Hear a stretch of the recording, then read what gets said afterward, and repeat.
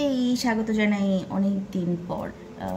Actually রোজার কারণে একটা ব্রেক নিয়েছিলাম। তারপরে আমি একবার কোনো কিছু থেকে ফিরে গেলে সেখানে ব্যাক করতে টাইম লাগে আমার, যদি সেখানে ব্যাক করার মতো কিছু থাকে।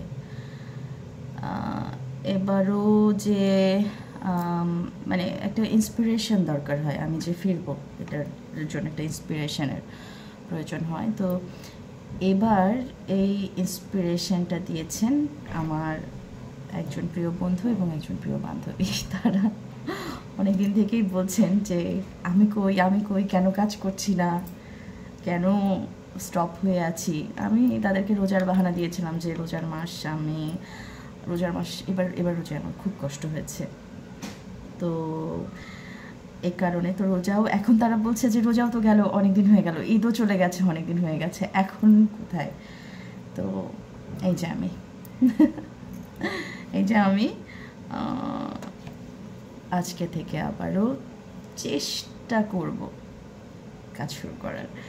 আমার কাছে মানে বিশেষ করে এই কাজটা ভালো লাগে এই কারণে যে ক্যামেরার সামনে আসাটা আমার কাছে একটা থেরাপির মতো।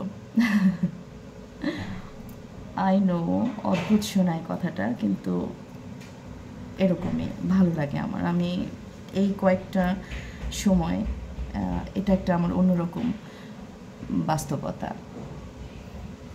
যেখানে শুধু আমি সবচেয়ে বেশি গুরুত্বপূর্ণ।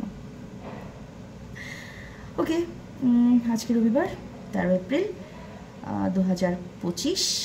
আজকে চৈত্র সংক্রান্তি, আপনারা জানেন, অর্থাৎ বসন্তের শেষ দিন। অলরেডি চতুর্দিকে অনেক গরম টরম পড়ে গেছে। এই গরমে আমরা সবাই খুব নাস্তানাবুদ হয়ে যাব সামনে। যদিও সামার অ্যাকচুয়ালি আমার খুব পছন্দের একটা ঋতু। তো 30 চৈত্র 1431, 14 শাওয়াল 1446, অতিমাত্রায় আজাইরা কথা বলে সময় নষ্ট করছে আসলে। তো প্রথম আলোর সংবাদ শিরোনামগুলো দিয়ে শুরু করি। ডিসেম্বর জুনের মধ্যে ভোট সংস্কার এগিয়ে নিতে তাগিদ বৈঠকে প্রধান উপদেষ্টা।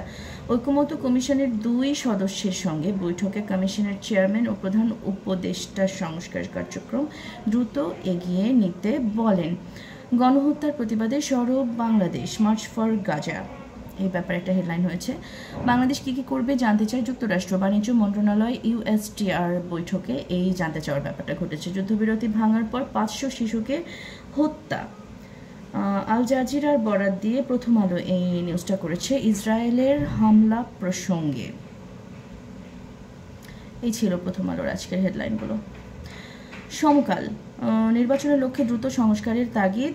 ডক্টর মোহাম্মদ ইউনূস ঐকমত্য কমিশনের বৈঠকে একথা বলেছেন। প্রধান উপদেষ্টার তাগিদে মনে হয়েছে তিনি ডিসেম্বরের মধ্যে নির্বাচনের ব্যাপারে উদ্গ্রীব। ডক্টর বদিউল আলম মজুমদার, জাতীয় ঐকমত্য কমিশনের সদস্য, এই মন্তব্য করেছেন। ঢাকা জনসমুদ্র, গণহত্যার প্রতিবাদ, ইসরায়েলি বর্বরতা প্রতিরোধে ফিলিস্তিনের প্রতি সংহতি, বাংলাদেশি পাসপোর্টে অ্যাকসেপ্ট ইসরায়েল পুনর্বহালের দাবি।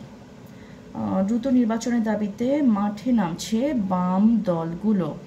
যুগপৎ আন্দোলন নিয়ে আলোচনা চলছে বিভিন্ন দলের সঙ্গে। সারা দেশ সফর ও বড় সমাবেশের কর্মসূচি আসতে পারে। বিএনপির সঙ্গেও আলোচনা চিন্তা। চীনের বিরুদ্ধে শুল্ক যুদ্ধে মিত্রদের পাশে চান ট্রাম্প। চীনের বিরুদ্ধে শুল্ক যুদ্ধে মিত্রদের পাশে চান ট্রাম্প। প্রেসিডেন্ট হিসেবে ক্ষমতা গ্রহণের পরে যুক্তরাষ্ট্রকে কার্যত মিত্র শূন্য করেছেন ট্রাম্প। গত 3 মাসে দশকের পর দশক ধরে চলা ঐতিহাসিক মিত্রদেরও দূরে ঠেলে দিয়েছেন তিনি। এমনকি তাদের ওপর উচ্চ মাত্রায় শুল্ক বসিয়ে যুক্তরাষ্ট্রের বিরুদ্ধে খেপিয়ে তুলেছেন। ট্রাম্পকে নিয়ে নিউজ। দ্রুত নির্বাচনের দাবিতে এটা পড়েছি। রাষ্ট্রদূতের প্রতারণার শিকার মেঘনা।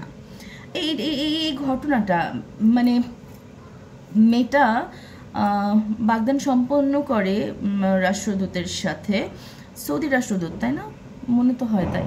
সৌদির রাষ্ট্রদূতের সাথে হচ্ছে বাগদান কমপ্লিট করে এবং তারপরে সে যখন জানতে পারে যে ভদ্রলোক আগে থেকেই ম্যারিড, তখন তিনি তার সাবেক স্ত্রীর কাছে ক্ষমা চান এবং আংটি ফেরত দিয়ে সেই বাগদানকে উনি স্থগিত করে দেন। উনি নাকচ করেন যে উনি আর এখানে বিয়ে করবেন না। তারপর থেকে এই মেয়েটার উপরে আজাইর একটা ঝামেলা চাপিয়ে দেওয়া হয়েছে। মডেল অভিনেত্রী মেঘনা আলমের পূর্ব পরিচিত ব্যবসায়ী মোহাম্মদ দেওয়ান সমীরকে চাঁদাবাজির মামলায় গ্রেপ্তারের পর 5 দিনের রিমান্ডে নেওয়া হয়েছে। পুলিশের আবেদনের পরিপ্রেক্ষিতে গতকাল ঢাকার চিফ মেট্রোপলিটন ম্যাজিস্ট্রেট আদালত এ আদেশ দেন। এখন পর্যন্ত আমাদের প্রশাসনের চেহারা কিন্তু একই, তারা কারো না কারোর স্বার্থসিদ্ধির জন্য কাজ করছেন, যেখানে জনগণের স্বার্থ দেখাটাই মূল উদ্দেশ্য হওয়া উচিত, তাই না? ওকে, সমকালের হেডলাইনগুলো পড়ে শোনালাম। এবার বিবিসি নিউজ বাংলা। মেঘনার ব্যাপারটাকে আসলে গুরুত্বের সাথে নেওয়া উচিত। মানে কারো ব্যক্তি স্বার্থ চরিতার্থের জন্য আমি কাউকে ঝামেলায় ফেলবো এবং সেখানে রাষ্ট্র কাঠামোর একটা গুরুত্বপূর্ণ অংশ প্রতিরক্ষা বাহিনী তারা অংশগ্রহণ করবেন, এটা মেনে নেওয়া যায় না। এটা মেনে নেওয়া যায় না। মেয়েটা কিছুই করেনি, শুধুমাত্র না করেছে একটা সম্পর্কে যেতে, এবং যে কোনো কিছুর ব্যাপারে না বলার অধিকার প্রত্যেকটা নাগরিকেরই আছে বলে আমার মনে হয়। নির্বাচনের লক্ষ্যে দ্রুত সংস্কারের তাগিদ, ডক্টর মোহাম্মদ ইউনূসের সেই তাগাদা নিয়ে প্রথম হেডলাইন করেছে BBC news Bangla. March for Gaza কর্মসূচি থেকে কি বার্তা দেওয়া হলো, এমন একটা হেডলাইন করেছে বিবিসি। ওয়াকফ আইন নিয়ে আবার উত্তপ্ত মুর্শিদাবাদ, 3 জনের মৃত্যু।